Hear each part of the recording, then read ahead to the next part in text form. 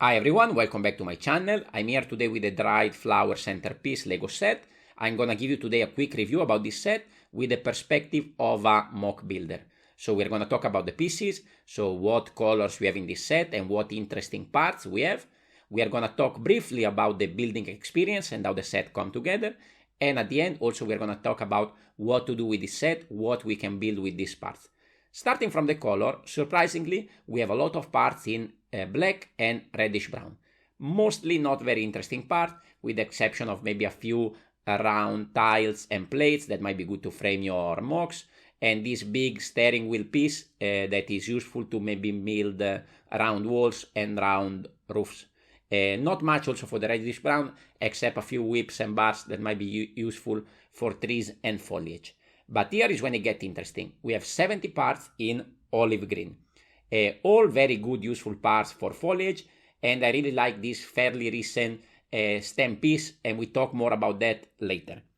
We also have 32 parts in dark red. They are a bit particular parts, but I think the pedals in particular, they have a lot of potential, and I will give you some example of this later.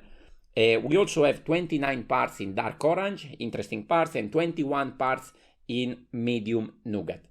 If you are into foliage and landscapes, we have basic stuff as well. We have a lot of bright yellow flowers, white flowers, and stem in dark green. We also have a lot of toe ball kind of pieces that might be useful to create angles or movement and stuff like that in your mocks. So you have a decent amount of that in the set. And also some interesting parts over here on screen. We have this Asian kind of hat. We have a lot of eggshell, and I'm gonna give you some example about this later. We have some Technic gears, quite a lot of them, might be useful for some mocks. And also we have the epaulettes in a big number. I'm not really sure how we can use those in our mocks. And we have also some interesting parts in nougat. But now let's move from the parts to the set. So the set actually start with a base where we have a couple of interesting angles, and everything else comes in some a number of sub-assembly that we can stack together on top of each other, and they do a pretty good job with this set to fill up all the little gaps in between the different parts. The techniques are not crazy, not super exciting, but it's always quite good to put together these flowers. If you build botanical collection before, you know that are pretty satisfying to build, like these rows over here. The set comes together in two parts. You have an additional part in the middle, and then you can snap them together. I actually wouldn't recommend you to build everything alone because the two parts are pretty much similar with the except of these two main flowers on top. So this is really potentially something that you can build with a friend or with your wife or with your partner. Now, what the set really shine is not much the building techniques, but is actually the part usage. So here we have a lot of interesting parts used in a very clever way. For example, we have this head and this paddle to create this big flower. We have a lot of gears to create these dried flowers here on the side.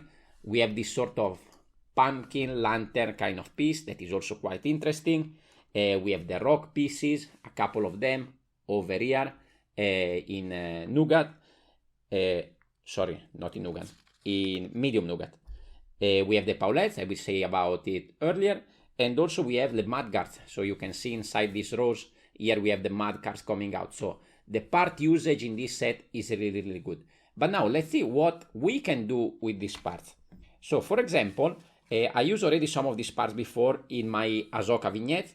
So here you can see on the top window, I'm using these big long inch plates to create the top of the window from this vignette from episode 7. From episode 2, I think. While from episode 7 vignette, I use some of these olive green parts for the vegetation.